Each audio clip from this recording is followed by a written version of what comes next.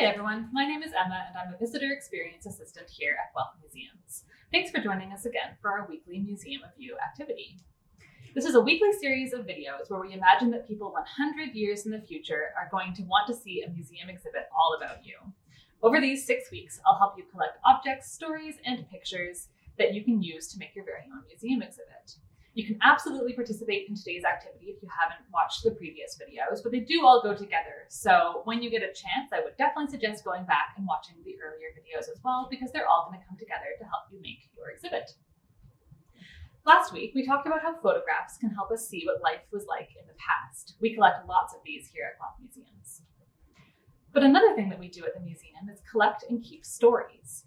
Sometimes these stories are about the artifacts and photos that we have to help us explain what's going on with them, or who they belonged to. Sometimes, though, we collect stories about people's lives, even when there's no artifact or document or picture attached. This is very important because museums are all about telling the story of the past, and that's one of the really helpful ways that we can do that. These stories are particularly important for telling the stories of everyday life. We have lots of ways of finding out about important people and big exciting events through things like newspapers and books and photos, all sorts of things that are really well documented. Here at Guelph Museums, we use those ways to learn about the things that happened in the past, but that means that we mostly know things about those big famous people and those big exciting events. And sometimes we don't learn about the quieter things, or the things that don't have a lot of coverage in the news or in big books. And you know who isn't normally in the news? Kids. So because of that, we actually don't know a whole lot about what life was like for kids in the past. We really, really wish we could travel back in time 100 years to talk to kids then about what their lives were like. If you could jump in a time machine and travel to the year 1921, 100 years ago, what would you want to ask the kids you met? Would you try and find out how similar their lives are to yours? Or would you try and find out what all of the strange little differences were between their lives and yours? What do you think they would want to know about your life? Now imagine that you took that time machine 100 years into the future to the year 2121. Do you think life will be really different then? What would you want to tell the kids you meet in the future about your life now? Do you think kids in the future will understand the games you play or the toys and electronics that you play with? Do you think they'll be surprised by how many siblings you have or how long you spend in school each day?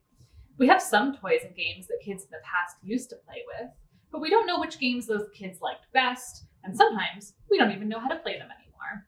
What stories do you think will be missing from museums 100 years from now? So now it's your turn. I'm going to teach you how to record your very own oral history interview to try and capture some of that information. The first thing you'll have to do is ask a friend or family member to interview you. And the second thing you'll have to do is think about what you want people in the future to know about your life now. I suggest choosing one thing to talk about. Do you love baking? Tell your friend about your favorite thing to bake. Do you know more about Minecraft than anyone else? Talk about why you love Minecraft so much. If there's something you love to talk about, that's automatically a great topic for an oral history interview.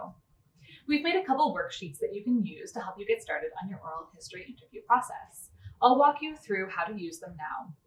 They're available to download on our Museums Everywhere portal, and they're linked to in the post of this video as part of. The first page tells you all the steps you'll need to follow to complete your oral history interview. Step 1, ask a friend or relative to interview you. Step 2, write down the questions you want your friend to ask. In a moment, we'll look at the other worksheet that will help you get these questions ready. Step 3, ask for help recording your interview. If you want to be able to go back and listen to your interview someday, or even better, if you want someone 100 years from now to be able to listen to your interview, make sure you record it. You can ask an adult or older friend or sibling to help you use a phone or computer or tablet to record your interview, or either in a video or just the sound. Step 4, actually record your interview with a friend or relative. This is where you'll ask your friend to ask you the questions that you've written down. Step 5, save your interview somewhere safe. If you want to be able to go back and listen to the interview again, have an adult or older friend help you save your interview somewhere safe. That could be a file on your computer with an easy to remember name, or on a USB stick or hard drive that you won't lose. Once you're done, you'll fill out one more worksheet where you will write and draw a little bit about what you talked about in your interview. Okay, so now that we've gone through the steps, let's take a look at that interview time worksheet to help you choose your questions.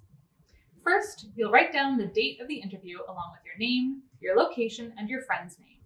Your location can be your address or even just the city where you live. Next, complete the sentences in the questions to ask section.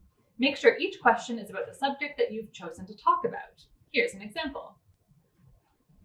Give this sheet to your friend before your conversation. Finally, let's look at the after the interview worksheet. Once you've finished your interview, take a moment to draw a picture of yourself, a picture of your friend or relative, and a picture of what you talked about.